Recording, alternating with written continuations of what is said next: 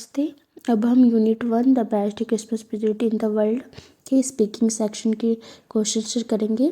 First, in groups discuss whether wars are a good ways to end conflicts between countries, then present your arguments to the whole class. यानी group में चर्चा करें कि क्या देशों के बीच झगड़े खत्म करने का युद्ध एक अच्छा तरीका है। फिर अपने तर्क पूरी क्लास के सामने रखें। Answer, wars are not a good way to end conflicts. यानी कि युद्ध किसी भी समस्या को हल करने का अच्छा तरीका नहीं है। Wars cause loss of lives, destroy hope and bring pain to innocent people. यानी कि युद्ध में बहुत से लोग मारे जाते हैं, घर बर्बाद हो जाते हैं और निर्दोष लोगों को दुख सहना पड़ता है। Problems between countries should be solved through dialogue, discussion and peace talk। यानी कि देशों के बीच विवाद बातचीत, समझौते और शांति से सुलझाने चाहिए।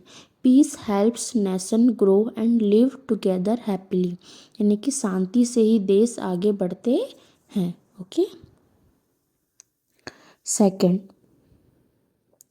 what kind of presents do you like and why? What are the things you keep in mind when you buy presents for others?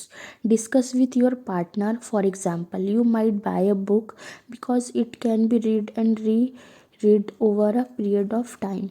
यानी आपको किस तरह के तोहफे पसंद हैं और क्यों। जब आप दूसरों के लिए तोहफे खरीदते हैं तो किन बातों का ध्यान रखते हैं। अपने पार्टनर के साथ चर्चा करें। उदाहरण के लिए, आप एक किताब खरीद सकते हैं क्योंकि उसे समय समय पर पढ़ा और दोबारा पढ़ा जा सकता है। Answer, I like useful presents such as books, clothes और handmade gifts. Books are my favourite because they can be read again and again. यानी कि मुझे काम आने वाले उपहार पसंद हैं, जैसे किताबें, कपड़े या हाथ से बने तोहफे। मुझे किताबें सबसे ज़्यादा पसंद है क्योंकि उन्हें बार बार पढ़ा जा सकता है। While buying presents for others, I keep in mind their likes, needs, age and interests.